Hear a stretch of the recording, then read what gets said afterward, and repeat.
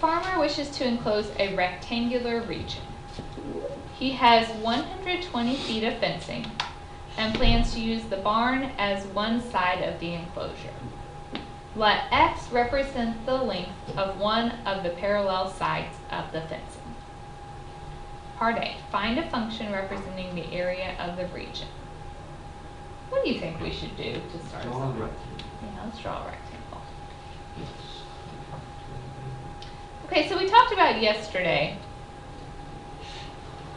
You know, it's tempting to say this is X and this is Y, and then how do you find the area of a rectangle? Length times width, so that's X times Y. But is that actually helpful for me to have an X times Y? No, I really need one variable if I'm going to do that.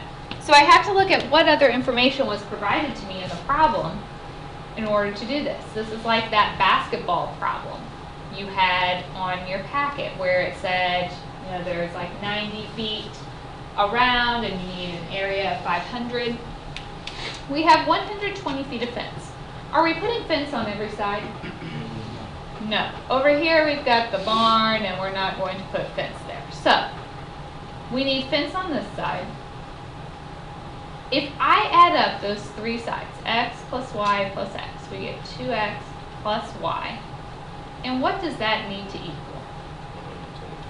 120 feet, because that's how much fence he has. So now, could I solve for one of my variables? Alright, so we would just subtract over the 2x. So then if we plug that into our area, area is x times the 120 minus 2x.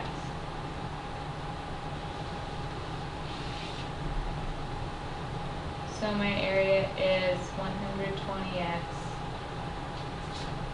minus 2x. That is a formula for the area.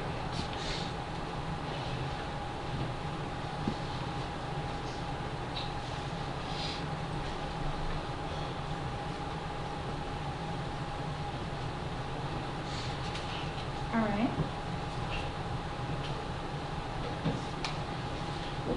So then if I want the maximum area, so I'm talking about maximum area, so we look at our area equation. Area is what? Good. How do you find the maximum?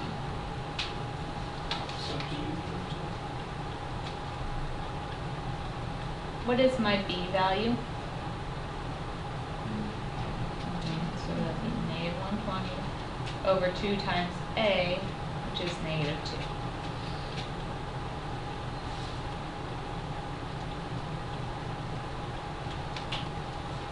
So that gives me 30 for my X.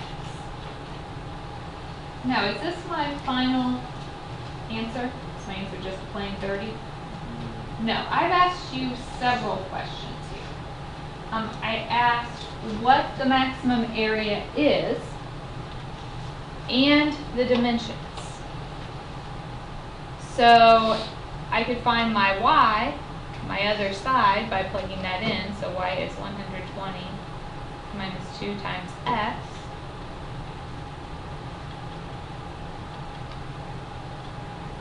So that would be 60. We know that area is 120 times X minus 2 times X squared.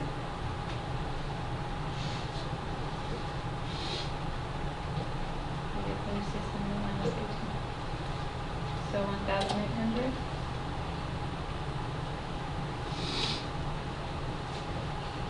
So the maximum area is 1,800 square feet. The sides are 30 feet and 60.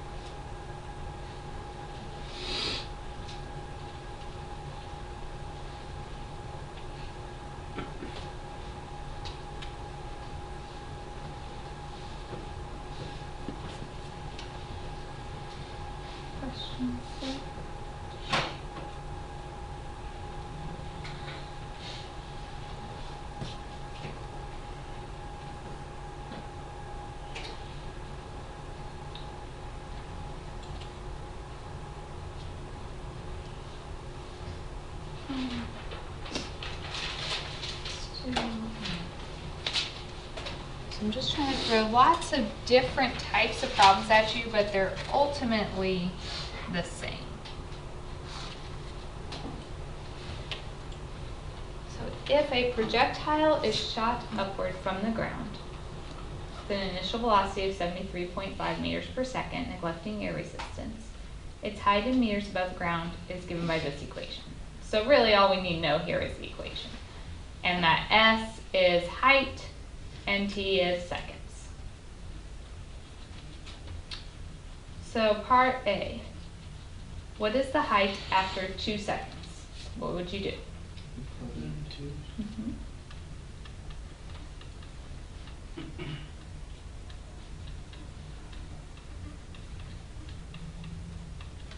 Right. See what you get for me.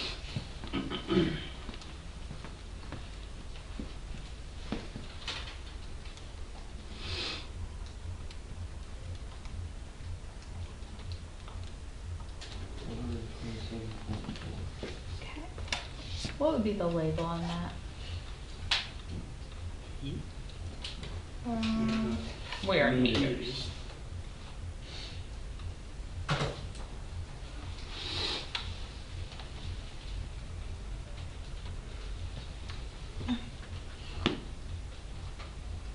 So part B wants to know the maximum height. Mm-hmm. So my B is 73.5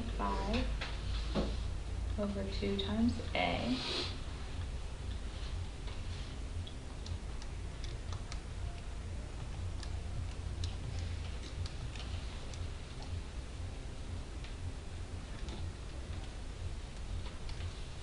What do you get?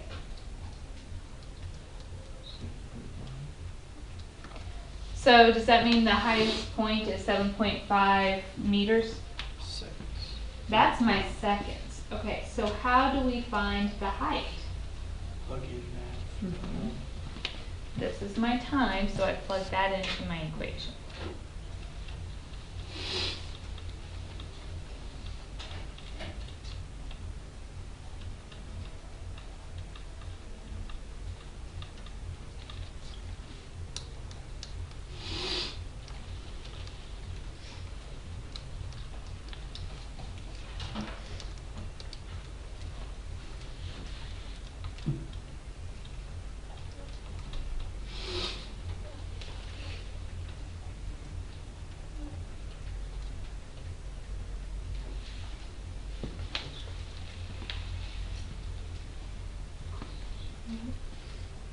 We know it has to be bigger than 127.4, so we already hit that height after 2 seconds.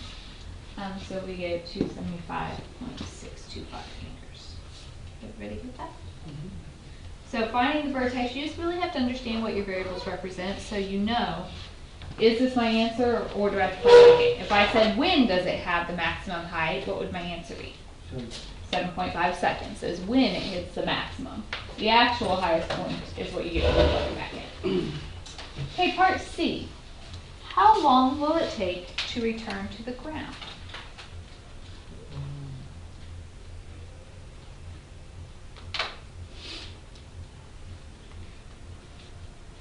So which variable am I solving for? S or T? T. T. I said how long, so I'm looking for T. So what would my S be? What's my height? 275. That's the highest point. I want to know when we hit the ground. If you're 0. on the ground, your height is 0. So you're going to plug in a 0 for your height.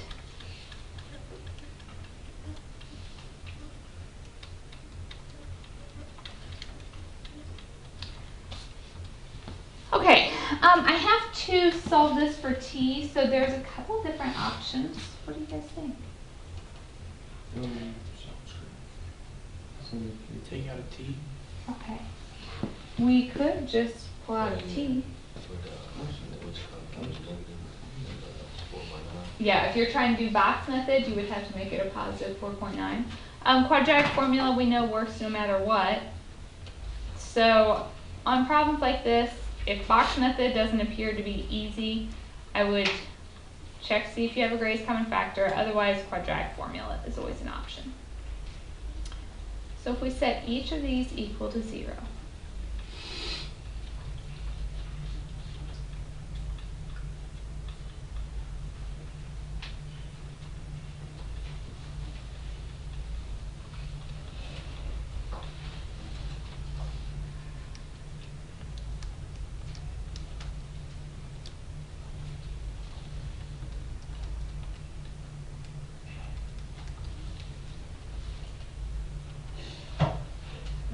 I have two answers, t equals 0 and t equals 15.